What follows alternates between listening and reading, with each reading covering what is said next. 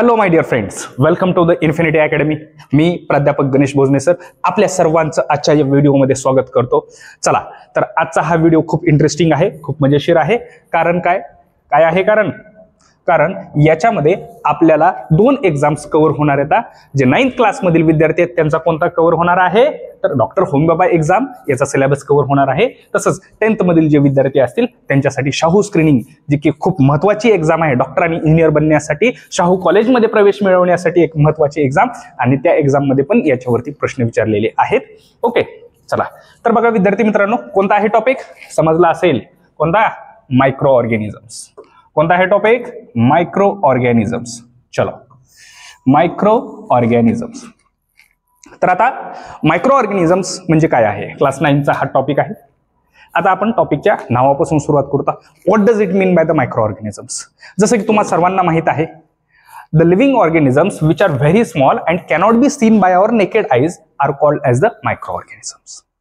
The living organisms which are very small in their size and cannot be seen by our naked eyes. अशा प्रकारचे organisms ज्यांना आपण उघड्या डोळ्यांनी बघू शकत नाही. काही जण म्हणतील डोळे बंद करून दिसतील का? नाही दिसणार आहेत का? नाही. तर जे आपल्या डोळ्यांना दिसत नाहीत ते खूप सूक्ष्म आहेत, जे खूप लहान आहेत, आपल्या डोळ्यांना दिसत नाहीत. अशा प्रकारच्या ऑर्गॅनिझम्सला आपण काय म्हणतो? Micro organisms. The word micro it means very small.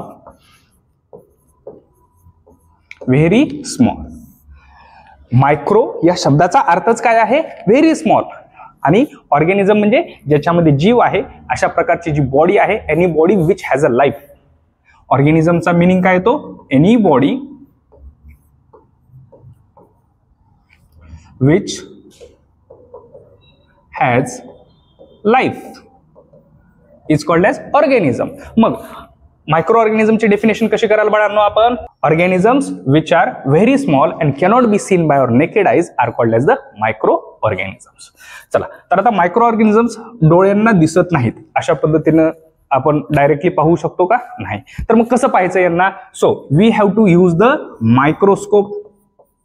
काय यूज करावं लागेल आपल्याला?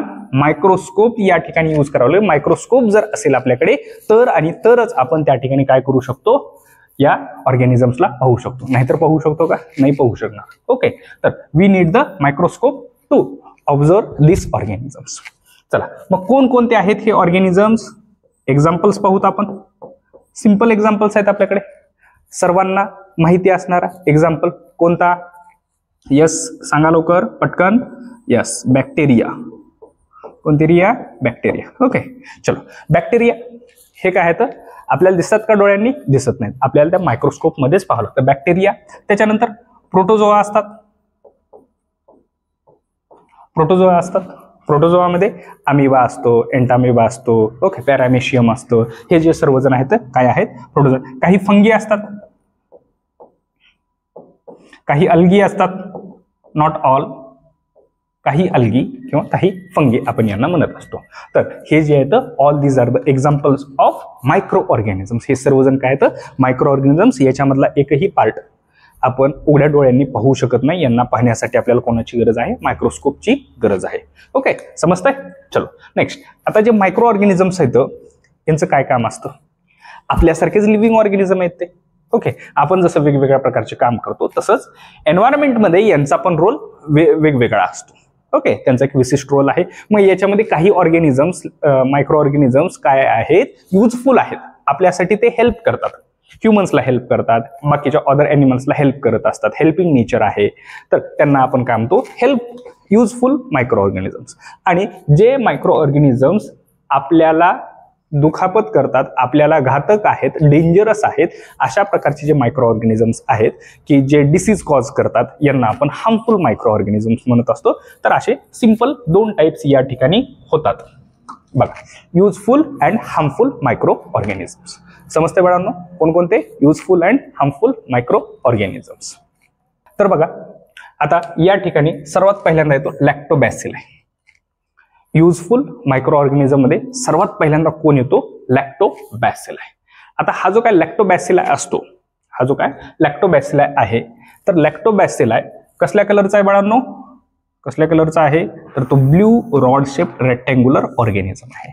आता आपण जर बुक जर पाहिलं, पुस्तकामध्ये जर आपण जर पाहिलं तर आपल्याला काय बघायला भेटतं, अशा पद्धतीचे एक रॉड शेप मायक्रो ऑर्गॅनिझम्स तिथे बघायला भेटतात. एक चित्र दिलेलं आहे. Okay, rod shape micro organisms त्या ठिकाणी आपल्याला बघायला भेटतात. हे रॉड शेप मायक्रो ऑर्गॅनिझम्स जे आहेत हे कोण आहेत, बॅसिलस किंवा बॅसिलाय, लॅक्टोबॅसिलाय म्हणतो आपण यांना. काय म्हणतो बाळांनो, लॅक्टोबॅसिलाय. ओके, लॅक्टोबॅसिलाय ऍक्च्युअल मध्ये कोण आहेत, these are the bacteria. Okay, आता बघा थोडंसं आठवा. कुठलं आठवायचं तर बघा, क्लास क्लास क्लास क्लास तुम्हाला मी क्लास सांगतो कोणत्या क्लासमधला हा पार्ट आहे. तर 8th class, 8th state board मध्ये जो काय पहिला टॉपिक आहे, पहिल्या टॉपिकमध्ये the living world and the classification of the microbes, याच्यामध्ये आपण काय स्टडी करत असतो, टाइप्स ऑफ बॅक्टेरिया स्टडी करतो. आठवतंय का, types of bacteria. Okay, types of bacteria याच्यामध्ये आपण काय स्टडी केलेलं आहे बाळांनो, बॅक्टेरियाची जे आहेत त्या ठिकाणी किती टाइप्स आहेत, कोणकोणते आहेत बघा. तर त्या ठिकाणी आपल्याला काय काय दिलेलं होतं बघा, आठवा. बॅसिलाय, बॅसिलाय किंवा बॅसिलस हे कोणते शेप आहेत, रॉड शेप बॅक्टेरिया. कोणत्या शेपचे बॅक्टेरिया आहेत, रॉड शेपचे बॅक्टेरिया आहेत. त्याच्यानंतर कोणता दिलेला होता, कोकस ऑर द कोकाय, हे कोणते आहेत, राऊंड शेप बॅक्टेरिया. ज्यांचा शेप कसा असतो, राऊंड असतो, सर्क्युलर शेप असतो, त्यांना कोणत्या बॅक्टेरिया म्हणत असतो आपण, कोकाय म्हणत असतो. त्याच्यानंतर त्या ठिकाणी काय दिलेलं होतं, कॉमा शेप. कॉमा शेप जो होता, कॉमा शेप कोणाचा होता, त्यांना आपण काय म्हणत होतो, विब्रिओ म्हणत होतो. काय म्हणत होतो, विब्रिओ. आणि चौथा जो शेप दिलेला होता तो स्पायरल शेप दिलेला होता, स्पायरल शेप. आणि याचं एक्झाम्पल काय, स्पायरुलम. या बॅक्टेरियाला काय म्हणलं जात असायचं, स्पायरुलम. तर बघा या ठिकाणी या लॅक्टोबॅसिलायच्या नावामध्येच बॅसिलाय दिलेला आहे. म्हणजे याचा शेप कसला असणार आहे, याचा शेप कधी पण रॉड शेप असणार आहे. कोणता शेप असणार आहे, रॉड शेप. ओके, चला याच्यासोबत याचा जो कलर आहे तो कलर कोणता आहे, ब्ल्यू कलर आहे. कोणता कलर आहे बाळांनो, ब्ल्यू कलर आहे. बुकमध्ये जर आपण जर पाहिलं तर त्या ठिकाणी जे चित्र दिलेलं आहे पुस्तकामध्ये ते थोडंसं पिंकिश कलर मध्ये दिलेलं आहे, बट ऍक्च्युअल मध्ये the bacilli these are the blue colour. कोणत्या प्रकारचे असतात, हे ब्ल्यू कलरचे आहेत, लॅक्टोबॅसिलाय. ओके, त्याच्यानंतर नेक्स्ट जो इम्पॉर्टंट क्वेश्चन आहे, हे जे शेप्स आहेत आणि याच्यावरती हे जे काही क्वेश्चन आहेत these are important for both exam. Okay, दोघांसाठी इम्पॉर्टंट आहेत. आपण याच्यासाठी आपण काय करू, एक असं मार्किंग करू, ग्रीन कलर मध्ये मार्किंग करू. ओके, ग्रीन कलर मध्ये हे मार्किंग आपण या ठिकाणी करू. तर हे पण आपल्यासाठी दोन्ही एक्झाम मध्ये गरजेचं आहे. होमी बाबा प्लस शाहूज खानी. ओके, H फॉर होमी बाबा, S फॉर शाहूज खानी. तर दोघांसाठी पण हे शेप्स आपल्याला माहिती असणे खूप गरजेचे आहेत. तर lactobacilli it is a blue colour rod shape rectangular bacteria. Okay, त्याच्यानंतर हा जो काय बॅक्टेरिया आहे हा एनॉर्बिक बॅक्टेरिया आहे. कसल्या प्रकारचा आहे बाळांनो, एनॉर्बिक बॅक्टेरिया. आता एनॉर्बिक बॅक्टेरिया म्हणजे काय, तर याच्या अगोदरच्या व्हिडिओमध्ये आपण पाहिलेला आहे. कोणत्या पाहिलेला आहे आपण, ऑक्सिजन सायकलचा जो काय आपला व्हिडिओ होता त्याच्यामध्ये आपण स्टडी केलेलं होतं. Types of the microbes, aerobic आणि एनॉर्बिक हे दोन्ही आपण स्टडी केलेले होते. एरोबिक म्हणजे काय असतात तर the organisms or the bacteria or the microorganisms which required oxygen for their survival.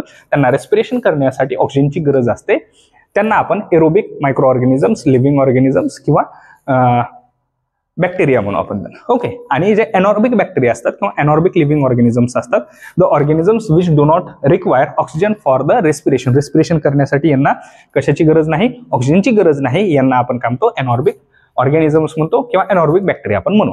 तर बघा या ठिकाणी काय दिलेलं आहे आपल्याला, या ठिकाणी दिलेले आहेत, कोणते दिले तर लॅक्टोबॅसिलाय कसे आहेत, एनॉर्बिक बॅक्टेरिया. एरोबिक म्हणजे लॅक्टोबॅसिलायला ऑक्सिजनची गरज आहे का, yes come on tell me, ऑक्सिजनची गरज आहे का, नाही. तर ऑक्सिजनची गरज नाही, नो ऑक्सिजन. नो ऑक्सिजन, यांना ऑक्सिजन गरज आहे का, नाही.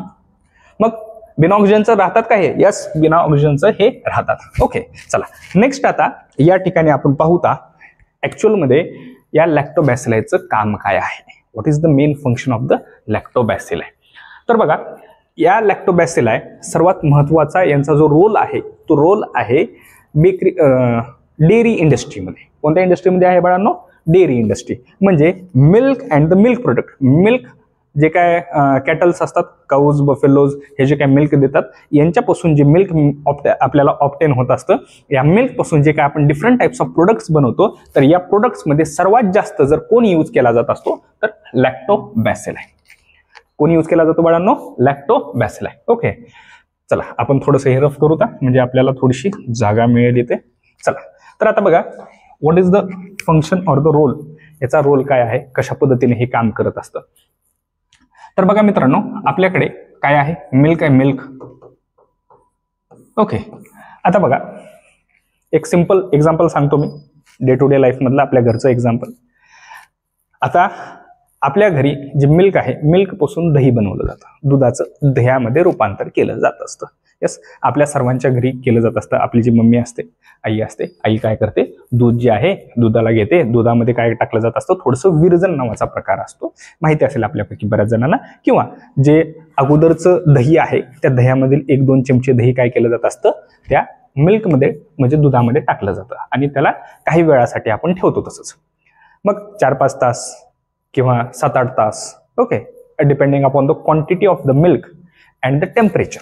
टेम्परेचर कोणतं आहे, काय आहे, याच्यावरती पण डिपेंड असतात. तर आपण असं पकडू का, ऑप्टिमम टेम्परेचर आहे आणि एक ॲड्युकेट अमाऊंट ऑफ मिल्क त्या ठिकाणी आहे, त्याच्यामध्ये 2 चमचे त्या ठिकाणी काय टाकलेलं आहे, विरजन म्हणजेच दही टाकलेलं आहे. मग आता हे टाकल्याच्या नंतर काही वेळानंतर म्हणजे 4 ते 5 तासाच्या नंतर आपण पाहतो की जे दूध आहे, त्या दुधाचं रूपांतर आता कशामध्ये झालेलं आहे, जे मिल्क आहे त्या दुधाचं रूपांतर आता कशात झालेलं आहे, कर्डमध्ये झालंय, म्हणजे दह्यामध्ये रूपांतर झालेलं आहे.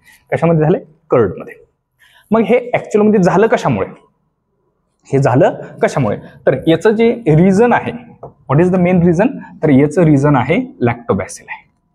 हे कोण आणलं कन्व्हर्जन घडवून, तर लॅक्टोबॅसिलाई. कोण आणलं, लॅक्टोबॅसिलाई. जे दूध होतं, आपण या दुधामध्ये जे 2 चमचे दही किंवा विरजन जे काय टाकलं होतं, ते ऍक्च्युअल मध्ये कोण होतं, लॅक्टोबॅसिलाई. लॅक्टिक ऍसिड बॅक्टेरिया म्हणजेच लॅक्टोबॅसिलाई त्या ठिकाणी आपण त्या दुधामध्ये टाकल्या आणि त्याच्यामुळे काय झालं, त्या दुधाचं रूपांतर दह्यामध्ये झालं. कशामध्ये झालं, दुधाचं रूपांतर दह्यामध्ये झालेलं आहे. मग हे होण्यासाठी ऍक्च्युअल प्रोसेस काय झाली, तर बघा या ठिकाणी मिल्कच्या आतमध्ये शुगर जे प्रेझेंट असतं त्याला आपण म्हणतो लॅक्टोज शुगर. कोणतं शुगर असतं बाळांनो, लॅक्टोज शुगर. मिल्कच्या आतमध्ये प्रेझेंट असतं लॅक्टोज शुगर. मग लॅक्टोबॅसिलाई काय करतात, लॅक्टोबॅसिलाई ह्या लॅक्टोज शुगरचं फर्मेंटेशन करतात. काय करतात, फर्मेंटेशन, शुगरचं फर्मेंटेशन, एनॉर्बिक रेस्पिरेशन करतात आणि एनॉर्बिक रेस्पिरेशन करून या ठिकाणी काय करतात, ह्या लॅक्टोज शुगरचं रूपांतर करतात लॅक्टिक ऍसिडमध्ये. कशामध्ये रूपांतर करतात बाळांनो, लॅक्टिक ऍसिडमध्ये.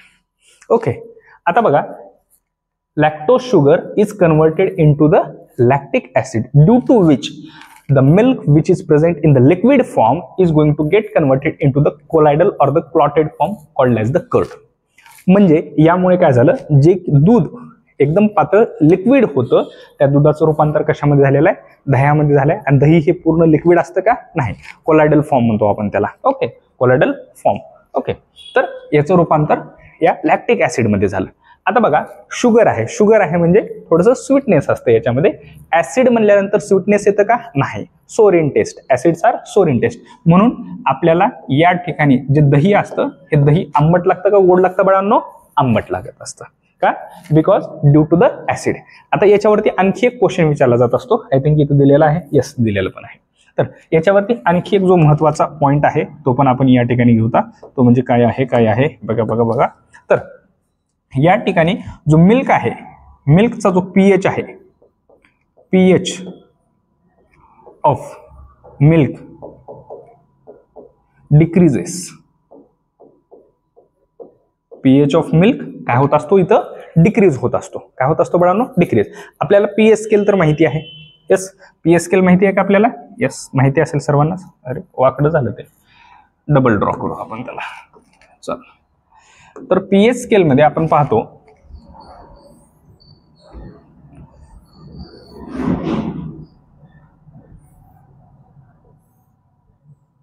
अशा पद्धतीने घेऊत आपण. हे 0, हे 7, हे 14. ओके, पीएस स्केल आपल्याला माहिती असणं खूप गरजेचं आहे. ओके, पीएस स्केलची व्हॅल्यू 0 to 14 पर्यंत असते. याच्यामध्ये 0 to 7 this is called as the acidic part. Okay, आणि 7 to 14 it is called as the basic or the base. Okay, basic or the base part. 7 जो असतो 7 इज द न्यूट्रल. मग या ठिकाणी काय झालेलं आहे, पीएच रिड्यूस झाला, म्हणजे जसं जसं पीएच कमी होईल तसं तसं ऍसिडिटी काय होत असते, वाढत जात असते. मग जर सपोज त्या ठिकाणी कमी प्रमाणात दूध असेल आणि जास्ती प्रमाणात जर विरजण टाकलं तर ते जेवढं दही काय होत असतं, खूप जास्ती प्रमाणात आंबट होतं. दॅट मीन्स त्या ठिकाणी जे बॅक्टेरिया आहे, बॅक्टेरियाचं कॉन्सन्ट्रेशन खूप वाढलेलं आहे, त्यामुळे ऍसिडिटी खूप वाढली तिथे, आणि त्यामुळे आंबटपणा जो आहे त्या दह्याचा खूप जास्ती प्रमाणात तिथं वाढत असतो. ओके, चला नेक्स्ट. त्यासोबत जो दही आहे, low pH destroys the harmful microbes present in the milk. आणि याच्यामुळे काय होत असतं, दही जे आहे, दही आपल्याला डॉक्टर सांगत असतं दही वगैरे आपण खाल्लं पाहिजे, कारण आपल्या बॉडीसाठी खूप चांगलं असतं ते. का? कारण ज्यावेळेस पीएच कमी होत असतो, त्या दह्यामध्ये प्रेझेंट असलेले जे काय मायक्रो ऑर्गॅनिझम्स आहेत जे की हार्मफुल आहेत, तर त्यांची काय होत असते, तिथं डेथ होत असते, ते इनॅक्टिव्ह होतात, डेथ होत असते due to the decrease in the pH. समजतंय? चला नेक्स्ट. आता युजेस ऑफ लॅक्टोबॅसिली, आता जो मी यूज सांगितला सेम त्याच पद्धतीने आणखी काय आहेत ते आपण बघूया. They are used in the various milk product. जे काही different types of milk products आहेत, जसे की योगर्ट आहे, बटर मिल्क आहे, घी आहे, चीज आहे, श्रीखंड आहे. ओके, तर हे जे आहे तर या सर्वांमध्ये कोणाची गरज आहे बाळांनो? येस, लॅक्टोबॅसिलाची गरज आहे. कोणाची गरज आहे? लॅक्टोबॅसिलसची गरज आहे. त्यानंतर large scale production of the cider, Coca, pickles of vegetables, यांच्यामध्ये पण लॅक्टोबॅसिला त्या ठिकाणी यूज केलं जात असतं. ओके, पिकल्स म्हणजे आपले जे लोणचं, खार आपण ज्याला म्हणतो ते. त्याच्यानंतर काही केसेसमध्ये किंवा ॲब्डोमिनल डिस्कम्फर्ट, सपोज काही जणांना लोकांना पोटामध्ये अपचन झालं किंवा पोट व्यवस्थितपणे होत नाही, जेवण पचत नाही, तर त्यावेळेस डॉक्टर काय सांगत असतात की आपण जेवणासोबत थोडंसं दही किंवा थोडंसं ताक त्या ठिकाणी पिलं पाहिजे. कशासाठी? Because it is used in the treatment of abdominal discomfort. आपला जो ॲब्डोमिनल डिस्कम्फर्ट आहे तो त्या ठिकाणी कमी करण्यासाठी दही किंवा ताक त्या ठिकाणी यूज केलं जात असतं. म्हणजेच ऍक्च्युअलमध्ये कोण आहे तो? लॅक्टोबॅसिल आहे. त्यानंतर बघा बाळांनो, फॉडर ट्रीटेड विथ द लॅक्टोबॅसिल आहे. आता जे कॅटल्स आहेत, गाय किंवा म्हैस वगैरे जे असतं, यांचा जो फॉडर म्हणजे चारा, यांचा जो चारा असतो, या चाऱ्यावरती पण काय केलं जात असतं, हे लॅक्टोबॅसिला स्प्रेड केलं जातं, जेणेकरून त्यांना टेस्ट येते आणि ते जास्ती प्रमाणात चारा खातात. जास्ती प्रमाणात चारा खातील तर जास्ती प्रमाणात दूध त्या ठिकाणी तयार होत असतं. ओके, त्याच्यानंतर these are used in the making of wine and some types of bread. सगळ्याच ब्रेडमध्ये होतं का? नाही. याच्यावरती खूप महत्वाचा प्रश्न येतो की lactobacilli is used in some type of bread. Is this correct? Yes, some type म्हणलेलं आहे, नॉट एव्हरी टाइप. किंवा जर सपोज त्या ठिकाणी कॉमनली जर विचारलं गेलं किंवा bread is used with the help of dash dash micro organism, तर आपला आन्सर काय असलं पाहिजे? आपण लिहिणार का लॅक्टोबॅसिल आहे? येस. आपण जर लिहिलं तर हे चुकलं. येस, गाई म्हैस पाणी में. ओके, किंवा का? कारण मोस्टली जो काय ब्रेड बनला जातो तो कशापासून बनला जातो? ईस्ट पासून बनला जातो. आणि इथे फक्त सम टाईप म्हणले, काही टाईप. ओके, पुस्तकात आपल्या एवढंच दिले, पण याच्यावरती खूप चांगल्या पद्धतीचा प्रश्न त्या ठिकाणी फिरवू विचारला जाऊ शकतो. ओके, त्यासाठी आपल्याला कन्सेप्च्युअल क्लिअरिटी असणं गरजेचं आहे. चला नेक्स्ट आहे आपल्याकडे रायझोबियम. कोण आहे बाळांनो? रायझोबियम. ओके, रायझोबियम बद्दल आपण अगोदर पण थोडक्यात स्टडी केलेला आहे. कुठे? Nitrogen cycle. आठवतंय का? कुठे? Nitrogen cycle. आठवत नसेल तर परत एकदा जाऊन व्हिडिओ बघा, रिवाइज करा व्यवस्थितपणे, कारण हे जे गोष्टी असतात ह्या कनेक्टिंग असतात. 9th मधला बराचसा पार्ट आपल्याला 10th मध्ये आहे, आणि 9th आणि 10th मधला ऑलमोस्ट जो काय पार्ट आहे याचा इन डेप्थ मध्ये 11th आणि 12th आहे. 9th आणि 10th जर आपलं व्यवस्थितपणे जर कन्सेप्च्युअल क्लिअरिटी जर झालेली असेल, 11वी 12वी आपल्यासाठी खूप खूप खूप खूप सोपी जाणार आहे. ओके, चला तर व्यवस्थितपणे लक्ष द्या. आता नेक्स्ट पार्ट आहे आपल्याकडे रायझोबियम. कोण आहे बाळांनो? रायझोबियम. रायझोबियम काय आहे? सर्वात पहिल्यांदा तो कोण आहे, काय आहे? तर सर्वात पहिल्यांदा तो एक बॅक्टेरिया आहे. कोण आहे हा? परत बॅक्टेरिया. मग दिसतो का आपल्याला? हा उघड्या डोळ्यांनी दिसणार नाही, मायक्रो ऑर्गॅनिझम आहे. दिसल का? दिसणार नाही. ओके, हा कसला आहे? याचा रंग कसला आहे? पिंकिश आहे, पिंकिश, पिंक कलरचा असतो थोडासा. त्याच्यानंतर शेप कसा आहे बाळांनो? रॉड शेप आहे. कसा शेप आहे याचा? Rod shape bacteria. Okay, rhizobium it is a pinkish and rod shape. Lactobacilli कोणत्या कलरचा होता बाळांनो? कोणत्या कलरचा होता? कोणता होता? येस, ब्ल्यू कलरचा होता. ओके, आणि दोन्हीही रॉड शेप आहेत. त्याच्यानंतर सर्वात महत्वाचा जो पार्ट आहे या ठिकाणी, जो कन्सेप्ट आहे या ठिकाणी तो आहे symbiotic bacteria. What does it mean by the symbiotic bacteria? हा वर्ड खूप इम्पॉर्टंट आहे. याच्यावरती खूप चांगल्या पद्धतीचे प्रश्न विचारले जातात आणि नीटमध्ये पण याच्यावरती विचारले जातात. कारण 12th क्लासमध्ये एन्व्हायरमेंटचा जो टॉपिक आहे त्याच्यामध्ये आणि त्यासोबतच जे नायट्रोजन सायकल असणार आहे त्याच्यामध्ये पण सिम्बायोटिक हा वर्ड खूप इम्पॉर्टंट असतो. ओके, चला तर आता आपण अगोदर स्टडी करूया what does it mean by the symbiotic. Symbiotic म्हणजे नेमकं काय आहे? SYMBIOTIC symbiotic. ओके, सिंपल आहे बाळांनो. ओके, एकदाच समजून घ्यायचं, प्रत्येक वेळी याला रिवाइज करायचं. फक्त प्रत्येक वेळी समजून घेत बसायचं का नाही, एकच वेळा समजायचं बस झालं. तर सिम्बायोटिक, सिम्बायोटिकचा सिंपल मिनिंग असतो हेल्पिंग इच अदर. काय असतो बाळांनो? Helping each other. आता इच अदर आल्यानंतर मग इथे एक जण आहे का? नाही, एकपेक्षा अनेक आहेत. एकपेक्षा अनेक आहेत. सिम्बायोटिक किंवा याला सिम्बायोटिक असोसिएशन म्हणतात. That is the interaction of two different types of organisms. ज्या वेळेस दोन वेगवेगळ्या प्रकारचे ऑर्गॅनिझम समोरासमोर येतात त्यावेळेस त्यांच्यामधलं इंटरॅक्शन कशा पद्धतीचं आहे त्याच्यातला एक प्रकार असतो सिम्बायोटिक असोसिएशन किंवा सिम्बायोटिक रिलेशनशिप किंवा सिम्बायोटिक इंटरॅक्शन. ओके, मग इथं काय आहे? Helping each other. दोघ जण पण एकमेकांना हेल्प करत असतील तर त्यांना आपण म्हणणार सिम्बायोटिक. काय म्हणणार आपण त्याला? Symbiotic. Where both the organisms are benefited. दोघांनाही एकमेकांचा फायदा होत असेल. दोघांनाही काय होत असेल? एकमेकांचा फायदा होत असेल तर आपण त्याला काय म्हणणार? सिम्बायोटिक. मग बघा, जसं की आता आपण एक्झाम्पल जर पाहिलं आपण की तुमचा एक मित्र आहे, त्याने टिफिन आणला पण त्याने भाजी आणली नाही. टिफिनमध्ये फक्त आणि फक्त चपाती आणली, रोटी आणली. ओके, दुसरा मित्र आहे तुमचा, त्याच्याकडे त्याच्या मम्मीनं चपाती दिली नाही, फक्त भाजी दिली. जा म्हणली मित्राची घेऊन खा. ओके, मग आता हे दोघ जण जे आहेत तो फक्त डायरेक्टली भाजी खाऊ शकतो का? नाही खाऊ शकतो. दुसरा फक्त चपाती खाणार का? नाही. मग या दोघांनी काय केलं? एकमेकांची मदत केली. याने त्याला चपाती दिली, त्याने याला भाजी, दोघांचं पोट भरलं. समजतंय? तर याला आपण काय म्हणणार? सिम्बायोटिक रिलेशनशिप, सिम्बायोटिक असोसिएशन और द सिम्बायोटिक इंटरॅक्शन. ज्याच्यामध्ये काय झालेले आहेत? दोन्हीही ऑर्गॅनिझम्सला फायदा झालेला आहे. काय झालेला आहे? दोन्हीही ऑर्गॅनिझम्सला फायदा झालेला आहे. मग आता काही जण म्हणतील की आम्ही एक्झाम मध्ये माझ्या मित्राला मी 1 नंबरचा क्वेश्चनचा आन्सर विचारणार, त्यानं मला 2 नंबरच्या क्वेश्चनचा आन्सर विचारणार.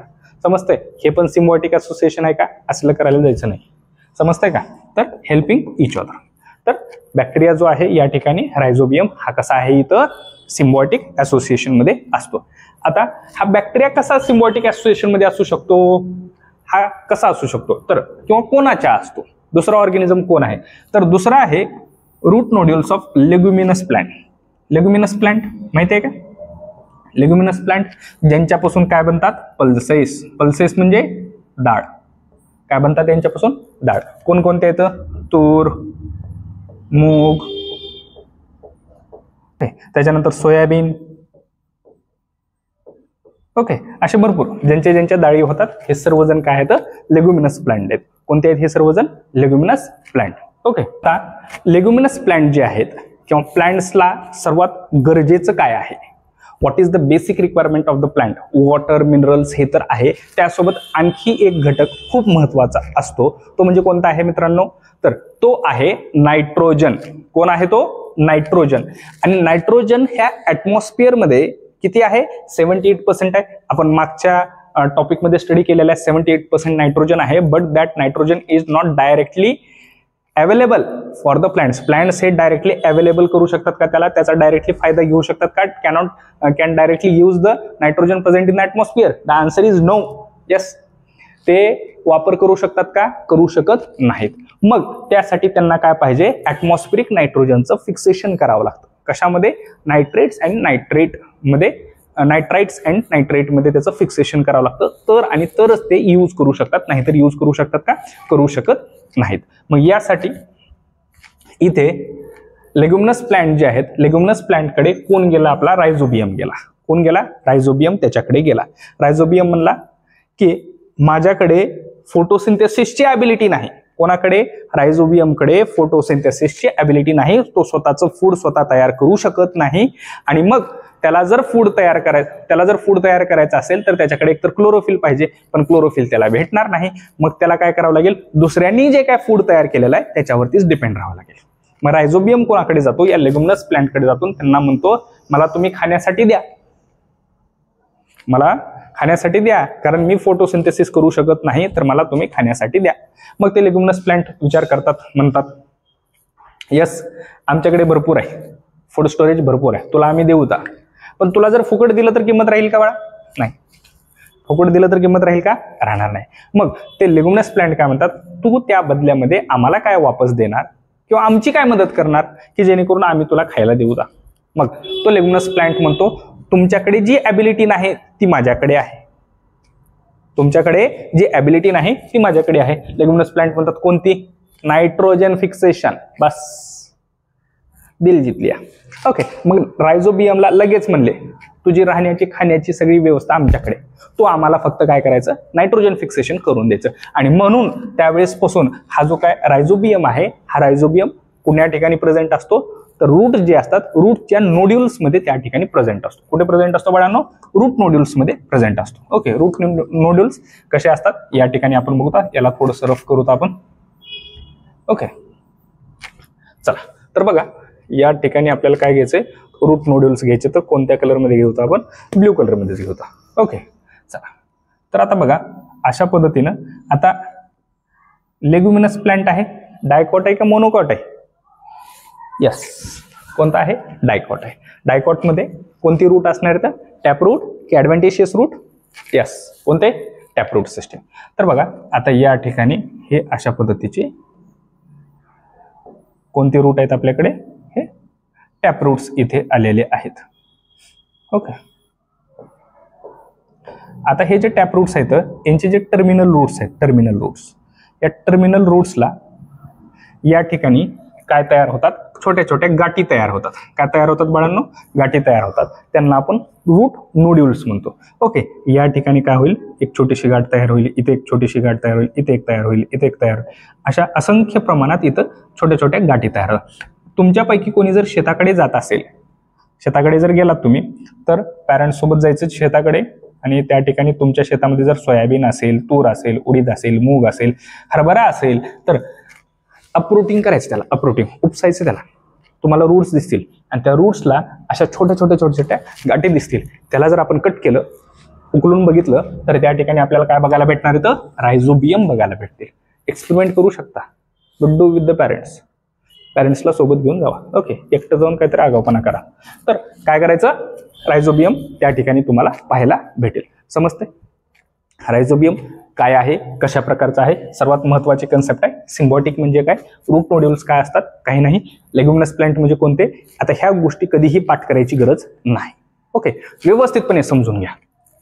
Next, uses. आता सांगितल्याप्रमाणे ॲटमॉस्फेरिक नायट्रोजनला कशामध्ये कन्वर्ट करतो? नायट्रेट आणि नायट्राइट्स मध्ये रूपांतर करतो. कशामध्ये? नायट्रेट्स अँड नायट्राइट्स मध्ये त्या ठिकाणी करतो. आता हा नॅचरल आहे. नॅचरल आहे तर केमिकल फर्टिलायझरचा वापर करायची गरज आहे का? नाही. का? कारण त्या ठिकाणी सॉइल मधलं नायट्रोजन कंटेंट हा वाढवतोय. मग reduce the use of chemical fertiliser. फायदा करतो शेतकऱ्यांचा. यस, खूप जास्ती करतो. त्याच्यानंतर आणखी एक प्रकार आहे रायझोबियम इनॉक्युलेशन. Rhizobium inoculation. आता हा एक ॲडव्हान्स मेथड आहे ज्याच्यामध्ये काय केलं जातं, आता भरपूर शेतकऱ्यांना किंवा बायोटेक्नॉलॉजी आणि ॲग्रिकल्चर फील्डमध्ये काम करणारे जे काय तज्ज्ञ लोक आहेत यांनी याच्यावरती खूप चांगल्या पद्धतीचा रिसर्च केला आणि त्यांनी एक तयार केलं रायझोबियल इनॉक्युलेशन. ते म्हणले की रायझोबियम आपल्यासाठी खूप महत्त्वाचे आहेत. जर सपोज एखाद्या जमिनीमध्ये रायझोबियम त्या ठिकाणी नसतील तर मग काय करणार, तर आपण काय करूता, ऍड करूता. कसं ऍड करूता, एकतर त्या रायझोबियमचं सोल्युशन तयार करायचं. रायझोबियल सोल्युशन म्हणलेलं आहे. काय, रायझोबियमचं पावडर घेतलं, पाण्यामध्ये टाकलं आणि त्याला सीड सोबत मिक्सअप केलं आणि त्याच्यानंतर सोईंग केली. Without rhizobial coating there will be no sowing. अशा पद्धतीने जर केलं तर त्या ठिकाणी काय होणार आहे, रायझोबियम खूप चांगल्या पद्धतीचं नायट्रोजन अवेलेबल करून देतील आणि क्रॉप्स तिथं खूप चांगल्या पद्धतीचे ग्रो होतील आणि त्यामुळे यील्ड वाढेल. उत्पन्न जे आहे उत्पन्न त्या ठिकाणी चांगल्या पद्धतीने वाढेल. चला आता थर्ड मायक्रो ऑर्गॅनिझम आपण पाहिला लॅक्टोबॅसिल आहे, दुसरा पाहिला रायझोबियम आणि आता तिसरा युजफुल कोण आहे आपल्याकडे, ईस्ट आहे. कोण आहे बाळांनो, ईस्ट. Okay, east.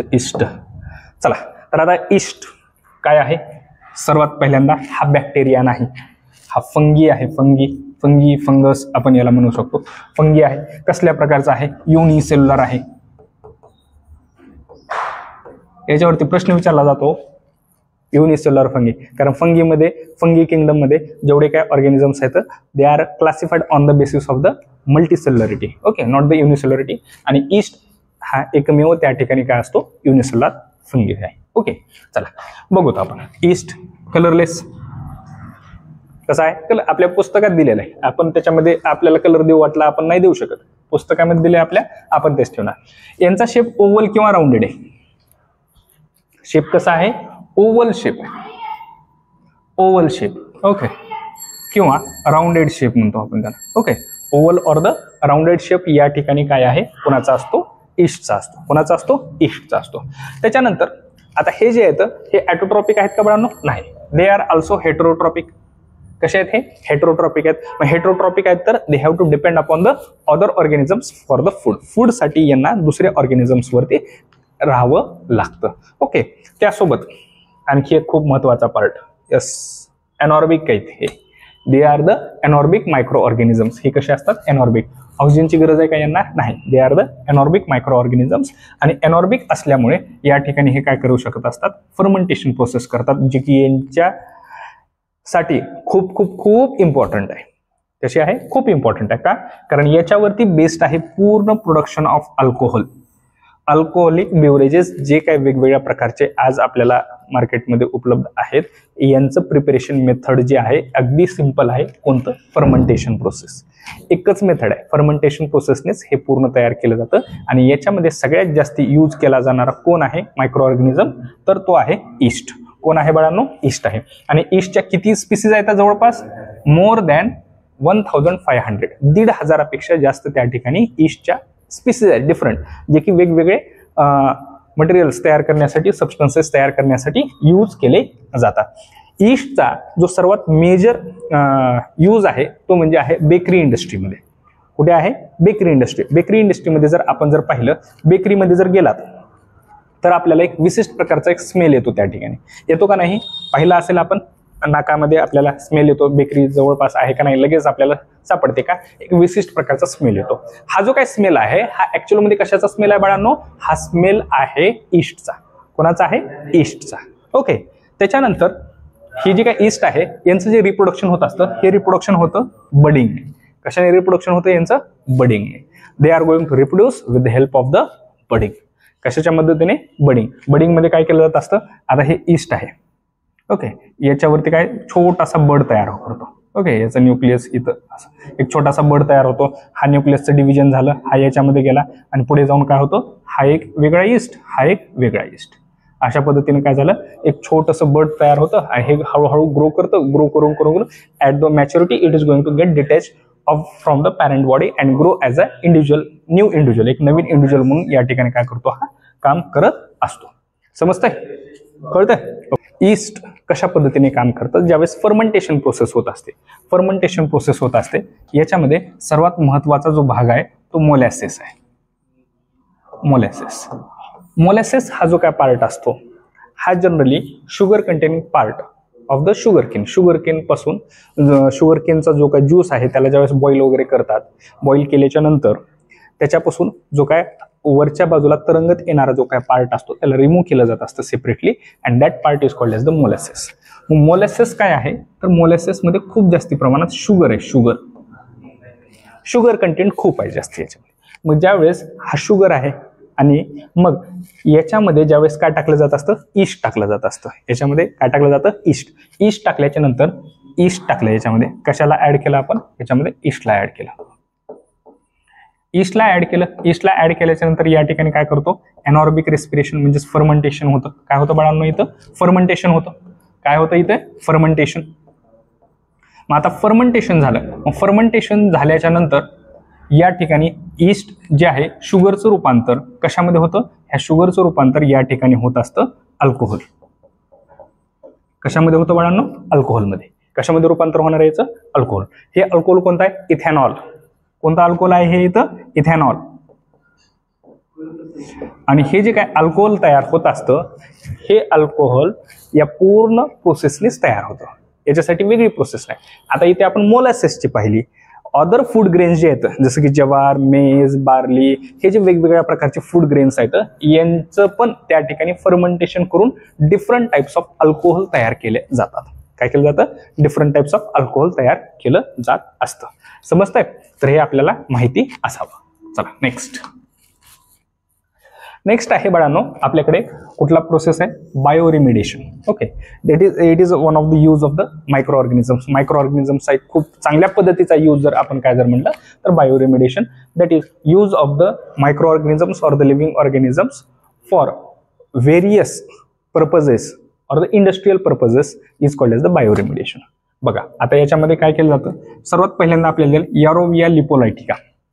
यारोविया लिपोलायटिका हा जो काय मायक्रो ऑर्गॅनिझम्स आहे, हा मायक्रो ऑर्गॅनिझम कशासाठी यूज केला जातो? तर जे काय टॉक्झिन्स असतात, टॉक्झिन्सला ॲब्झॉर्ब करण्यासाठी यूज केला जातो. आणि हे टॉक्झिन्स कशामध्ये तयार होतात? Palm oil and the heavy metal and minerals release in some industrial processes. जे काय इंडस्ट्रियल प्रोसेस ज्याच्यामध्ये पाम ऑइल तयार होत असतं, पाम ऑइल तयार होत असताना या ठिकाणी काय होत असतात? काही टॉक्झिन्स रिलीज होतात, विषारी द्रव्य त्या ठिकाणी रिलीज होत असतात. तर यांना ॲब्झॉर्ब करून घेण्यासाठी यारोविया लिपोलायटिका याचा यूज केला जातो. ओके, डायरेक्टली एमसीक्यू विचारला जात असतो. त्यानंतर या ठिकाणी सॅकरोमायसिस सेर्वेसिया ईस्टचा प्रकार आहे हा.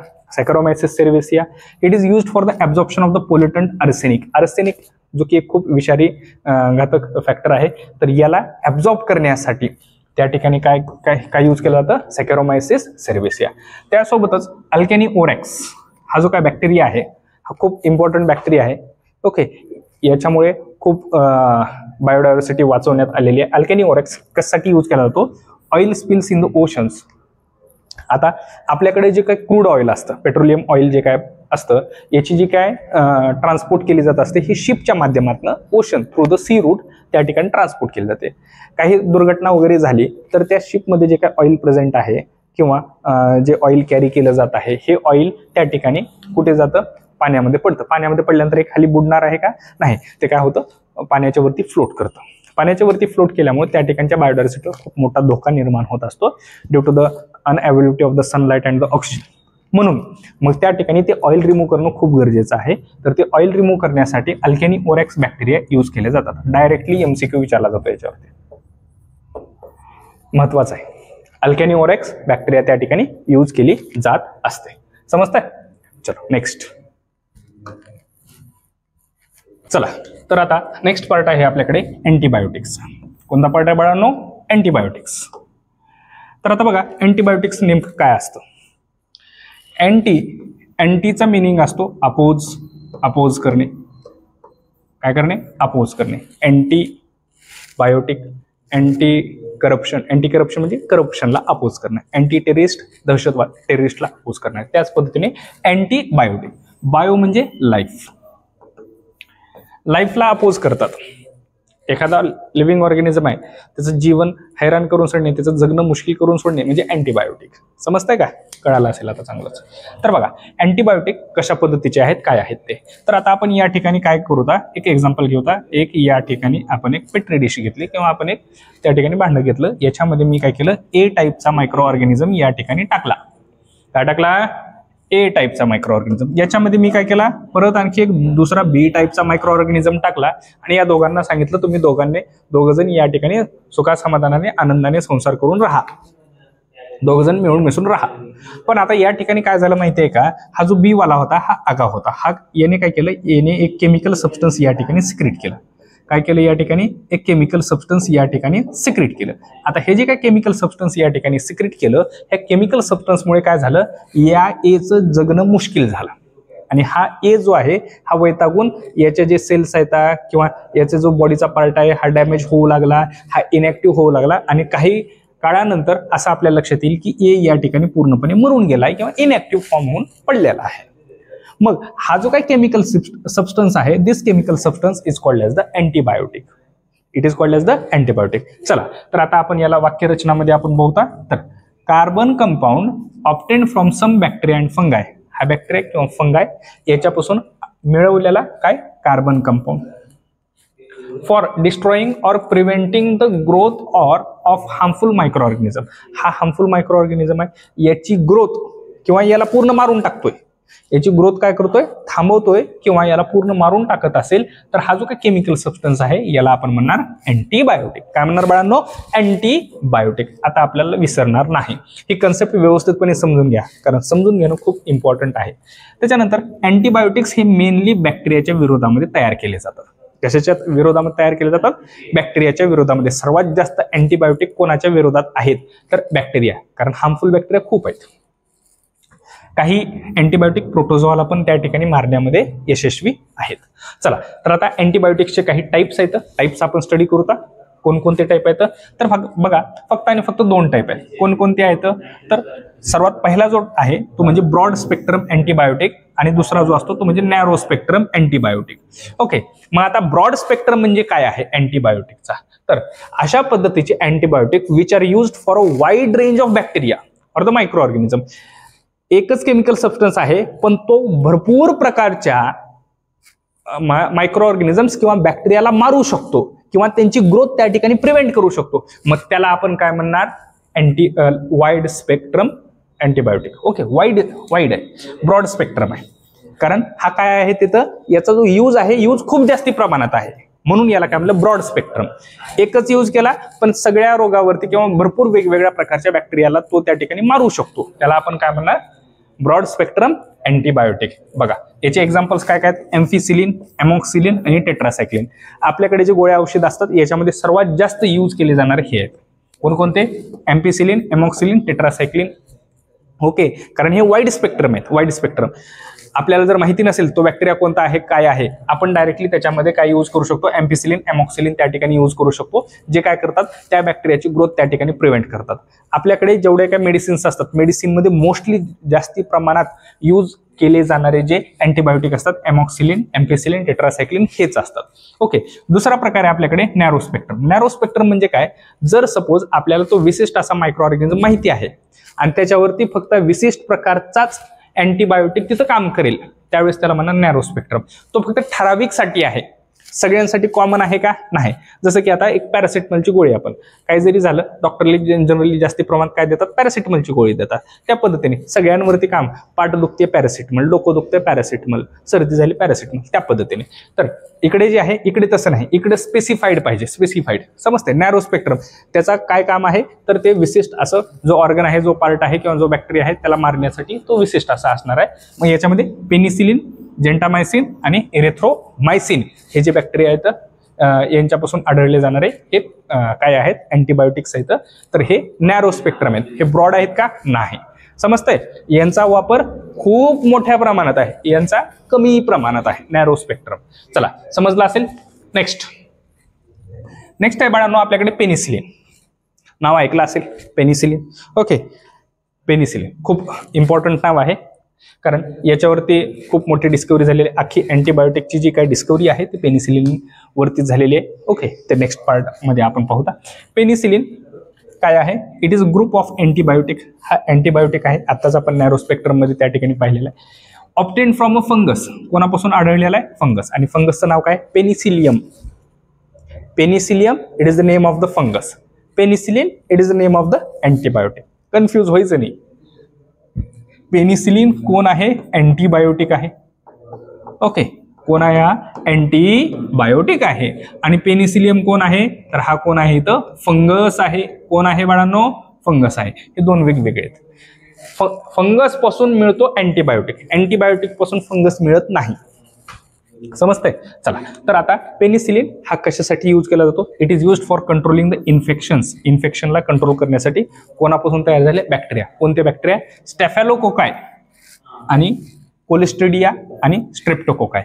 हे जे बॅक्टेरिया आहेत यांच्यापासून जे काही वेगवेगळ्या प्रकारचे डिसीजेस होतात, ह्या डिसीजेसला कंट्रोल करण्यासाठी पेनिसिलिन या ठिकाणी यूज केलं जातं. काय यूज केलं जातं बाळांनो, पेनिसिलिन. स्टॅफॅलोकोकाय, कोलिस्ट्रिडिया आणि त्याच्यानंतर कोण, स्ट्रॅपॅलोकोकाय. हे जे 3 प्रकारचे बॅक्टेरिया आहेत यांच्यावरती एकदम परिणामकारक जर अँटीबायोटिक कोणता आहे तर तो आहे पेनिसिलिन. ओके, त्याच्यानंतर काही सर्टन बॅक्टेरिया आहेत, काही इन्फेक्शन्स होतात. इयरचं, कानाचं इन्फेक्शन, नोजचं इन्फेक्शन. थ्रोटचं इन्फेक्शन आणि स्किनचं इन्फेक्शन हे जे आहेत यांच्यावरती पण इथं पेनिसिलिन उपायकारक आहे, खूप चांगल्या पद्धतीने रिझल्ट त्या ठिकाणी देत असतो. त्यासोबत निमोनिया आणि स्कारलेट फिवर. निमोनिया माहीत असेल, लंग्समध्ये आपल्या छातीमध्ये जर जास्त प्रमाणात कफ वगैरे भरला आणि शॉर्टनेस ऑफ ब्रीथ होत असेल, आपल्याला श्वास घ्यायला प्रॉब्लेम होत असेल तर निमोनिया कंडिशन असू शकते. आणि स्कारलेट फिवर ज्यावेळेस खोकला खूप जास्ती प्रमाणात वाढतो, खोकल्यामुळे जर त्या ठिकाणी फिवर तयार होत असेल, that fever is called as the scarlet fever. त्या फिवरला काय म्हणतो आपण, स्कारलेट फिवर या ठिकाणी म्हणत असतो.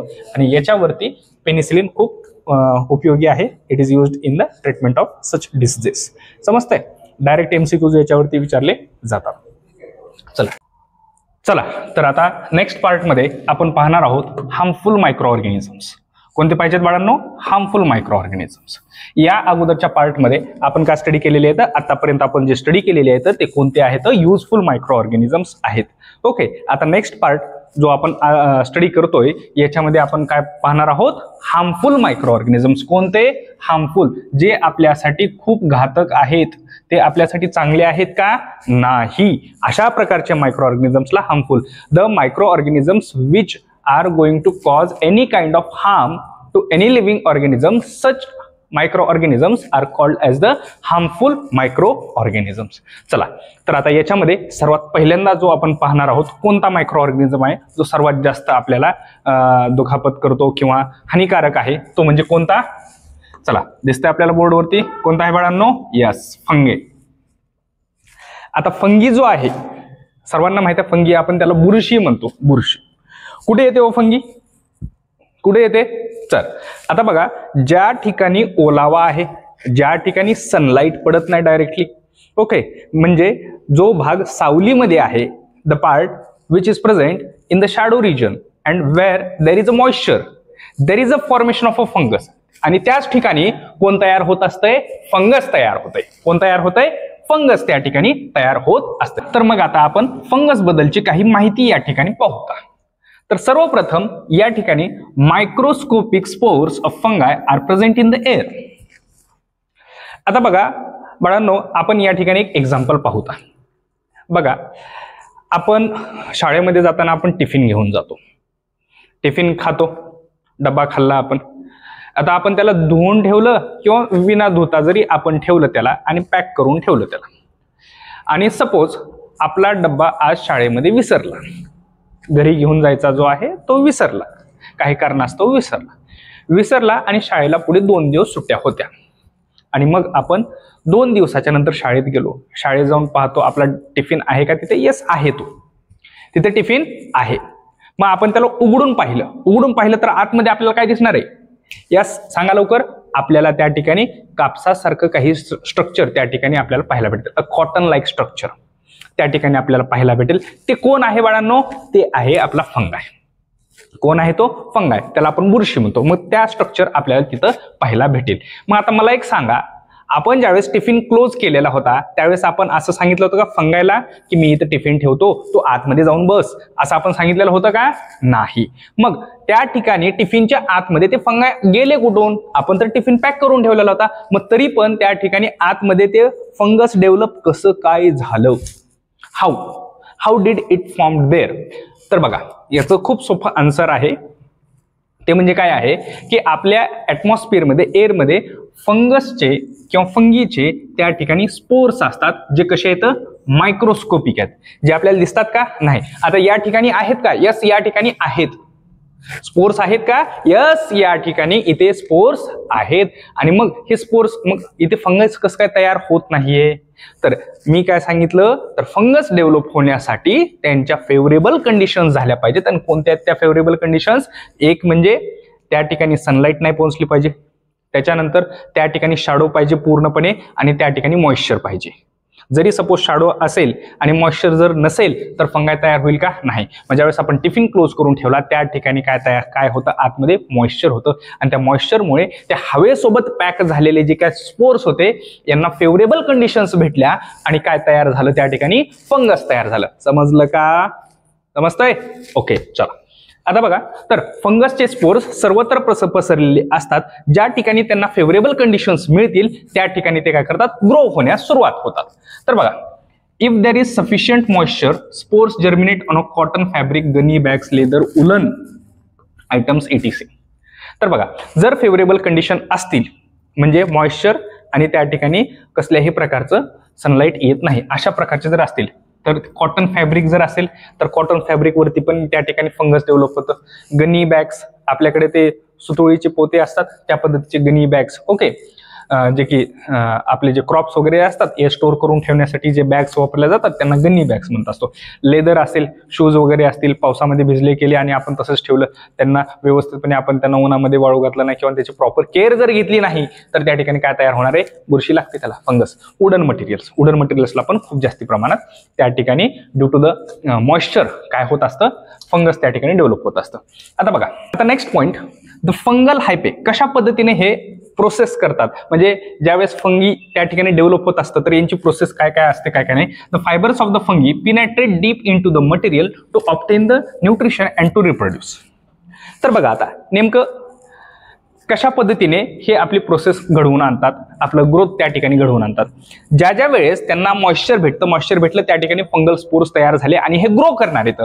आता ग्रो करायचं म्हणलं, कोणत्याही लिव्हिंग ऑर्गॅनिझमला जर ग्रोथ घडवून आणायची असेल तर त्याला सर्वात महत्वाचं काय पाहिजे, यस, एनर्जी जर नसेल तर त्या ठिकाणी तो ग्रो करणार आहे का, नाही. मग आता एनर्जी ऑब्टेन करणार, मग आता हे फंगी जे असतात एनॉर्बिक रेस्पिरेशन करतात, फर्मेंटेशन करतात जनरली. मग आता यांना एनॉर्बिक रेस्पिरेशन जर करायचं असेल तर यांना काहीतरी कार्बन कंपाऊंड पाहिजे. मग त्या ठिकाणी ज्या मटेरियलवरती हे प्रेझेंट आहेत त्याच्यामधल्या कार्बन कंपाऊंडचं फर्मेंटेशन करतात, एनॉर्बिक रेस्पिरेशन करतात आणि काय घडवून आणतात, एनर्जी मिळवतात आणि त्या एनर्जी पासून काय करतात, आपली ग्रोथ करतात. आणि जशी ग्रोथ करतील त्या पद्धतीनेच काय करणार, ते रिप्रोड्यूस करणार. कारण जेवढे काय लिव्हिंग ऑर्गॅनिझम या अर्थवरती प्रेझेंट आहेत त्यांचा एकच उद्देश असतो, रिप्रोड्यूस, आपल्यासारखे असे असंख्य त्या ठिकाणी तयार करायचे. ओके, चला नेक्स्ट आहे, this causes the material to wear and become weak. आणि याच्यामुळे ते मटेरियल जे असतं ते काय होतं, कमकुवत होतं, कमजोर होतं आणि खराब होऊन जात असतं. Okay, next. आता बघा, आपण पाहत असतो आपल्याकडे जे काही वेगवेगळ्या प्रकारचे पिकल्स असतात, लोणचं म्हणतो आपण, लोणचं, आचार, पिकल्स, मुरब्बा, जाम, सॉस, चटणी. आता हे जे काही फूड मटेरियल्स आहेत हे फूड मटेरियल्स जनरली लिक्विड फॉर्ममध्ये म्हणजे सॉलिड फॉर्ममध्ये जे आहेत यांच्यासोबत वेगवेगळ्या प्रकारचे मटेरियल्स टाकून यांना खूप दिवसासाठी स्टोअर केलं जातं. आता आपण पाहत असतो पिकल्स असतील, मुरब्बा असतील, जाम असतील, सॉस असतील, हे जास्तीत जास्त टिकले पाहिजे आणि हे थोडंसं लिक्विड फॉर्ममध्ये असल्यामुळे यांच्यामध्ये मॉइश्चर खूप चांगल्या पद्धतीचं असतं. मग या ठिकाणी फंगस डेव्हलप होऊ शकतं का, यस, खूप खूप खूप लवकर जर काय डेव्हलप होईल या ठिकाणी तर फंगस डेव्हलप होतं. काय डेव्हलप होत असतं, फंगस डेव्हलप होत असतं. म्हणजे या ठिकाणी फंगी काय करेल, तुमचा पिकल असेल, मुरब्बा असेल, जाम असेल, याला खूप लवकर त्या ठिकाणी खराब करणार आहे. मग याला वाचवण्यासाठी आपण त्या ठिकाणी काय यूज करत असतो, प्रिझर्वेटिव्ह यूज करत असतो. जास्ती प्रमाणात आपण त्याच्यात साल्ट यूज करत असतो, शुगर यूज करत असतो, ऑइल यूज करत असतो, मोहरी यूज करत असतो. हे सगळे काय तर प्रिझर्वेटिव्ह आहेत जे फंगायला त्या ठिकाणी काय करू देत नाहीत, ग्रो करू देत नाहीत, डेव्हलप होऊ देत नसतात. समजतंय? तर याच्यासाठी हे फूड आयटम जे आहेत व्यवस्थितपणे आपण यांची प्रॉपर केअर घेतली पाहिजे, नाहीतर फंगस लगेच अटॅक करण्यासाठी तयारच आहे. समजतंय? चला नेक्स्ट पुढे. आता फंगस ज्या ठिकाणी असतात, आता हे आपण फंगसचे काही कॅरेक्टरिस्टिक्स पाहिले. आता इथं जे फंगस आहेत की जे खूप हार्मफुल आहेत. आता हार्मफुल फंगस काय करत असतात, त्या ठिकाणी एक टॉक्सिक केमिकल्स सिक्रेट करत असतात. Toxic chemicals, the toxic chemicals which are released or the secreted by the fungus are called as the mycotoxins. काय म्हणणार आपण त्यांना बाळांनो, मायकोटॉक्झिन्स. खूप महत्वाचा पार्ट आहे मायकोटॉक्झिन्स. आणखी एक गोष्ट ध्यानात ठेवायची, ज्या ठिकाणी तुम्हाला मायको हा प्रिफिक्स येईल, काय येईल, मायको हा प्रिफिक्स येईल, तर त्याचा अर्थ असा ठेवायचा, ध्यानात ठेवायचा की that is related to the fungus. That is related to the fungus. Myco म्हणले की फंगस. समजतंय? Okay, next. Certain poisonous chemicals and into the food and makes the food become poisonous.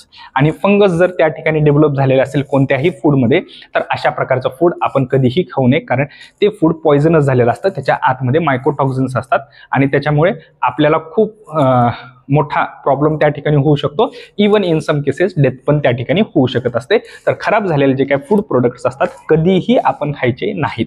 आणि खास करून हे पिकल्स, मुरब्बा, जॅम्स यांच्यामध्ये खूप लवकर फंगस डेव्हलप होण्याचे चान्सेस असतात. तर ऑलवेज बी सेफ. आपण कधी पण सेफली त्या ठिकाणी अगोदर चेक केलं पाहिजे ते व्यवस्थितपणे आहे का. व्यवस्थित असेल तर आरामात खावा. ओके, चला. It was all about the fungus. Next part, clostridium. Next आणखी एक खूप महत्वाचा बॅक्टेरिया आहे. हा काय आहे?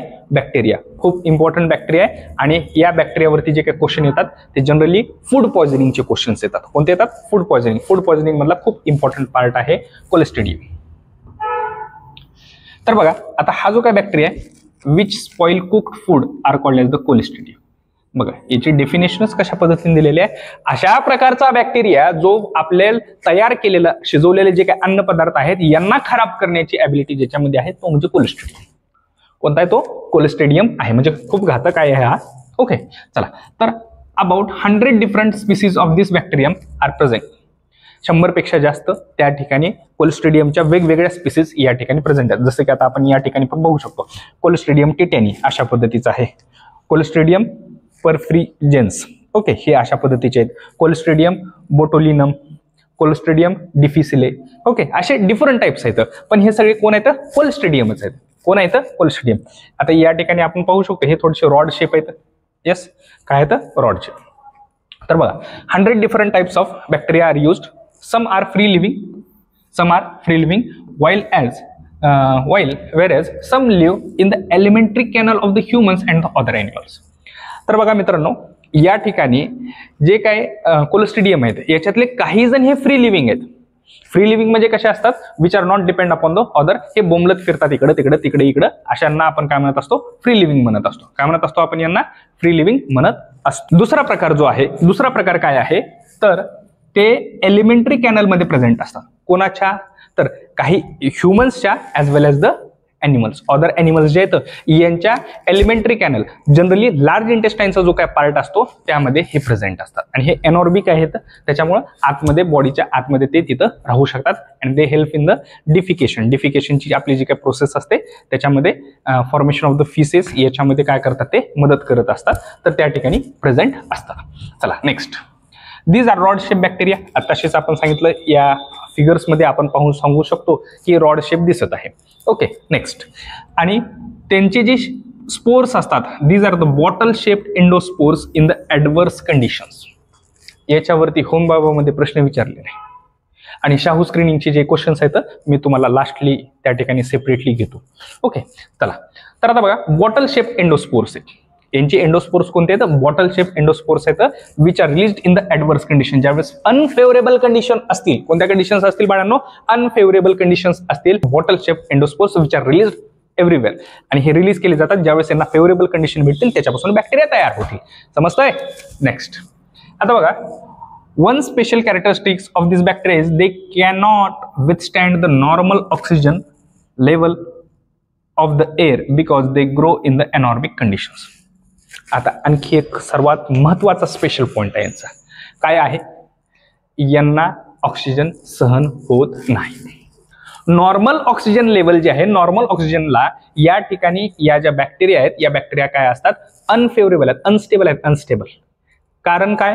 कारण हे काय आता एनॉर्बिक कंडिशन्समध्ये खूप व्यवस्थितपणे जगतात. पण ऑक्सिजन जर खूप चांगल्या पद्धतीचा त्या ठिकाणी अवेलेबल असेल तर कोलिस्ट्रिडियम तिथं असणार नाही. त्याच्यामुळे आपल्या घराची अवतीभोवती त्या ठिकाणी पूर्णपणे स्वच्छता पाहिजे. आपलं किचन जे पाहिजे, आपण जे काही फूड व्यवस्थितपणे बनवतोय ते पूर्णपणे काय पाहिजे? स्वच्छ त्या ठिकाणी पाहिजे. ऑक्सिजन चांगल्या पद्धतीचं पाहिजे, जेणेकरून कोलिस्ट्रिडियम तिथं येणार नाही. समजतंय? चलो, नेक्स्ट. आता बघा, काही आपल्याला इथे डिसीजेस दिलेले आहेत आपल्या बुकमध्ये.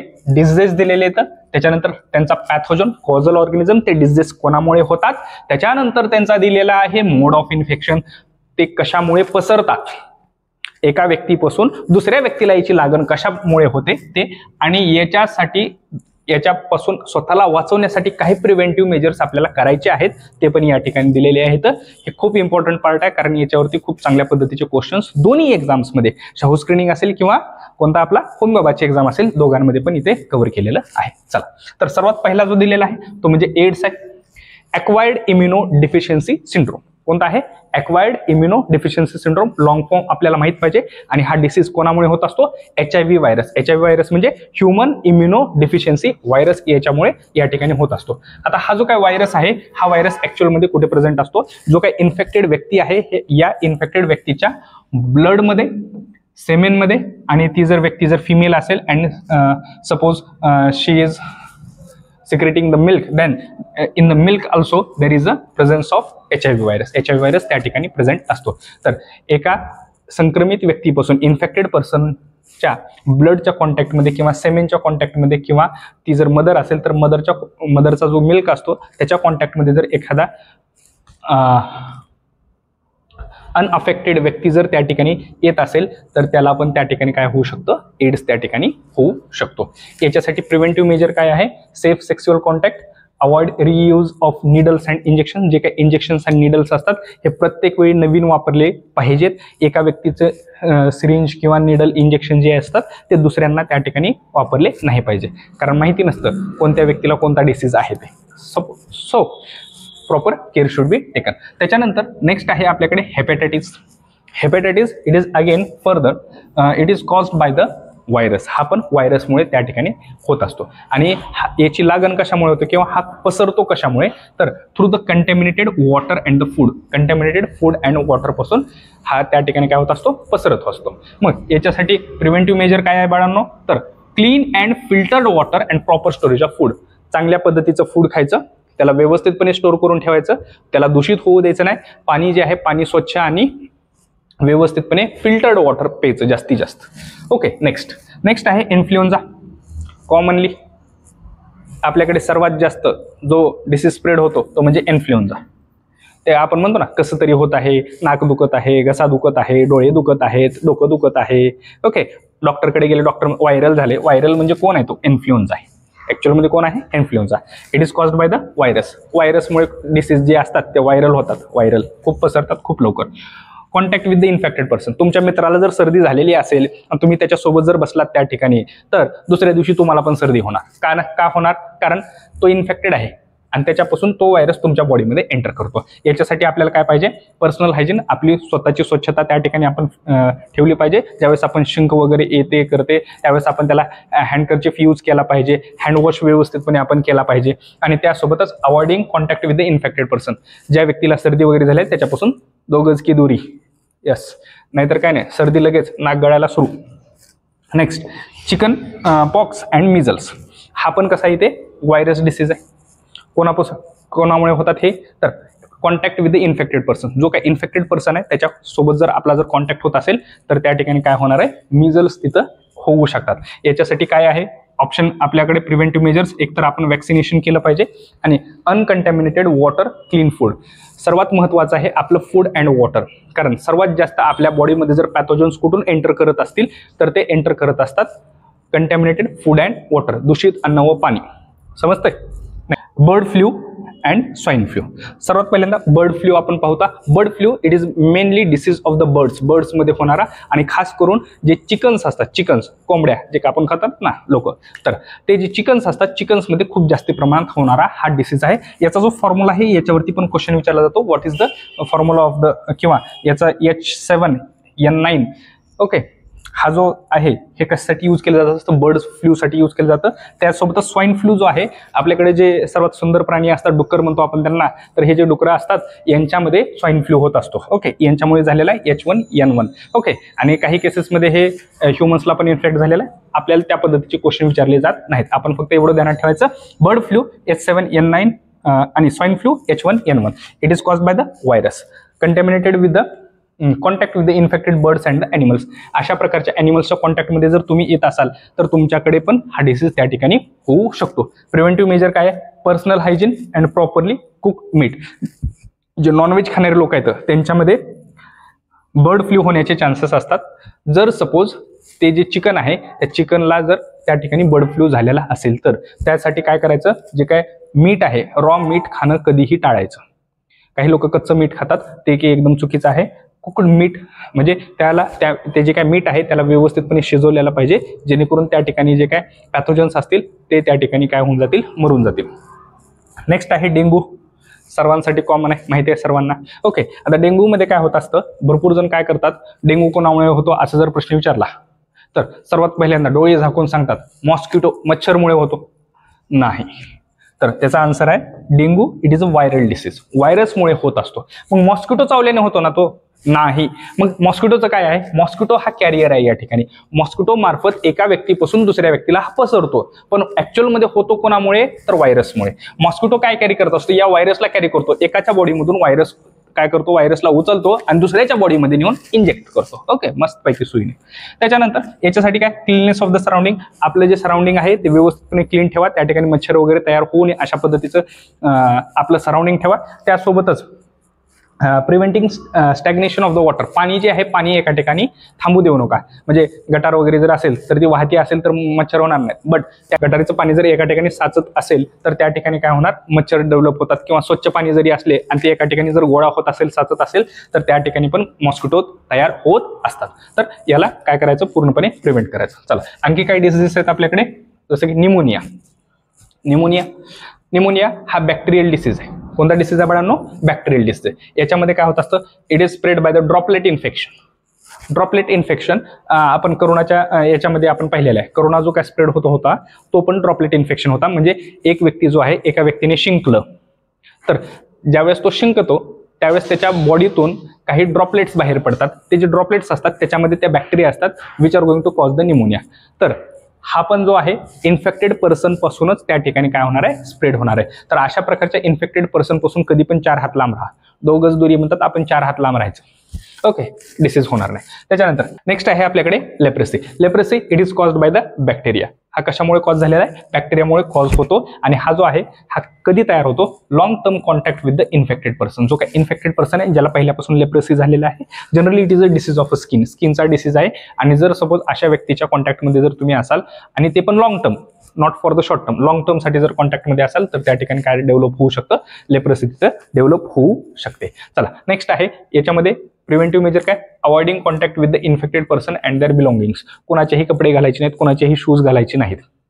ओके, खास करून हॉस्टेलवर राहणारे जे काही विद्यार्थी असतात त्यांना अशा प्रकारच्या थोड्याफार सवयी असतात. तर अवॉइड शेअरिंग करायचं नाही. कोणाला कोणता डिसीज आहे आपल्याला माहिती नाही. नेक्स्ट आहे कोलेरा. कोणता आहे, कोलेरा. ओके, कोलेरामध्ये बघतो, cholera it is also again caused by the bacteria. कोणामुळे कॉज होतो, हा बॅक्टेरियामुळे या ठिकाणी कॉज होत असतो. आणि हा पण परत एकदा कंटॅमिनेटेड फूड अँड वॉटर, दूषित अन्न व पाणी यांच्यामुळे हा पसरणारा रोग आहे. याच्यावरती उपाय काय आहे, क्लीन फूड अँड वॉटर, पाणी जे आहे पाणी चांगल्या पद्धतीने स्वच्छ त्या ठिकाणी काय करायचं, प्यायचं. त्याच्यानंतर नेक्स्ट आहे मलेरिया. माहिती आहे सर्वांना. मलेरियासाठी पण परत एकदा, जसं डेंग्यू आपण सांगितलं, डेंग्यू कोणामुळे होतो, मॉस्किटोमुळे होतो असं म्हणतात, पण नाही.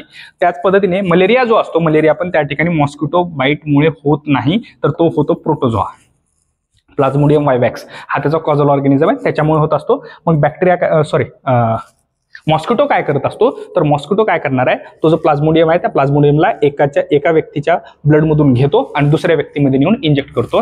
याच्यातला डिसीज त्याच्यामध्ये नेऊन ट्रान्सफर करायचं काम मॉस्किटोचं आहे. म्हणून मॉस्किटोला आपल्याला चावू द्यायचं नाही, त्यासाठी प्रॉपर केअर या ठिकाणी घ्यायची. त्याच्यानंतर लास्टली आहे डॅन्ड्रफ, रिंगवॉर्म, स्कॅबीज. आता हे जे तिन्ही डिसीज आहेत, हे तिन्ही डिसीज कसे आहेत, फंगल डिसीज आहेत. फंगल.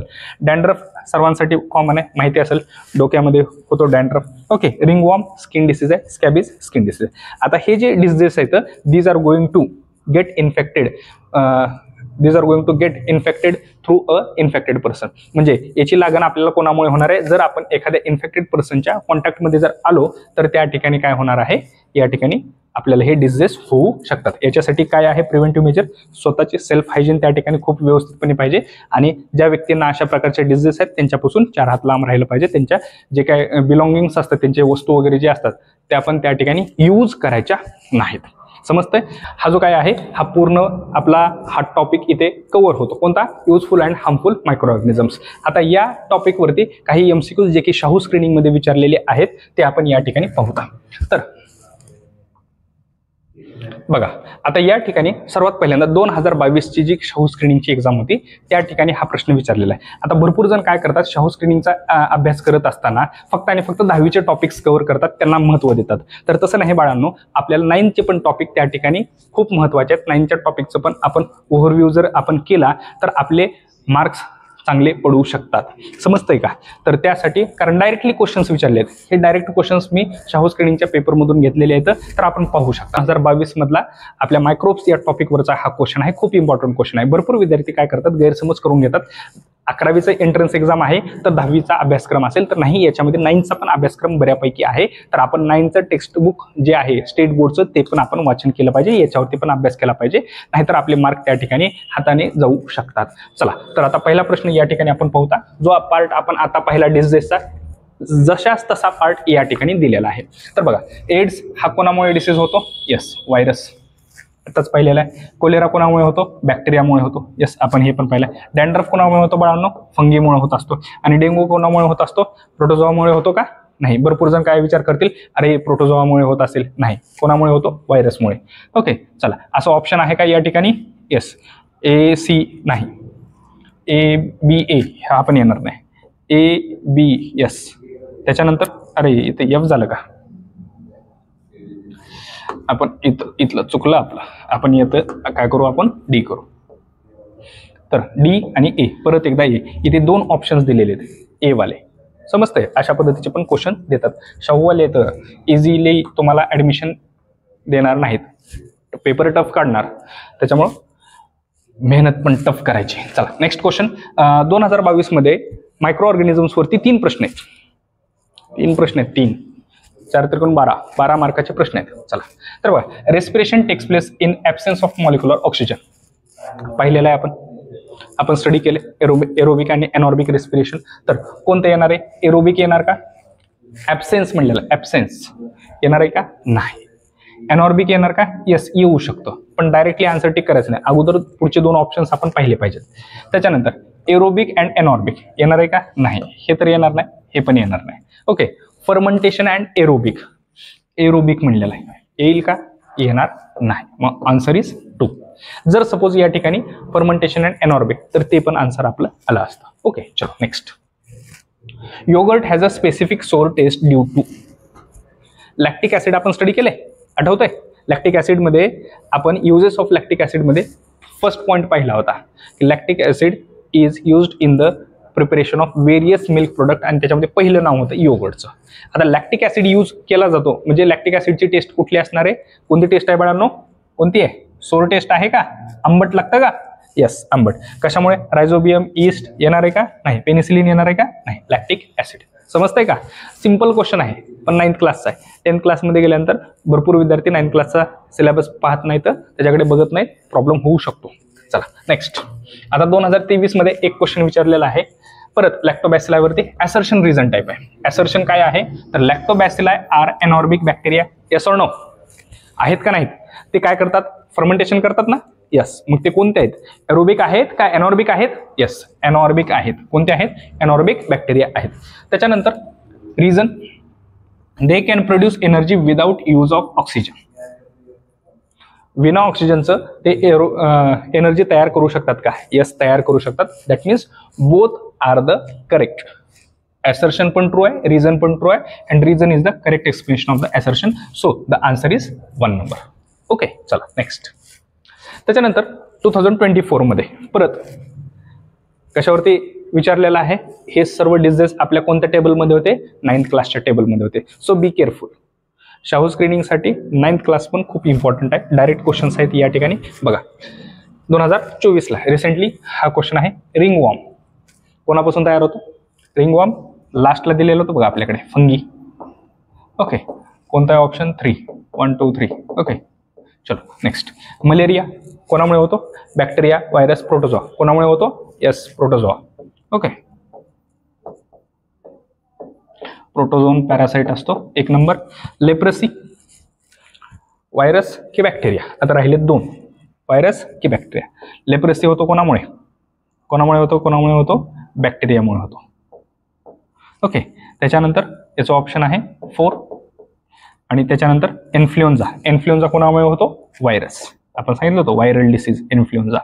ओके, चला, तर बघा ऑप्शन आहे का असं काय? तर मग आन्सर कोणतं येईल आपल्या बाळांनो? बघा, 3 1 4 2. 3 1 4 2. Yes, 3 number. 3 नंबरचा आन्सर आपल्या या ठिकाणी येणार आहे.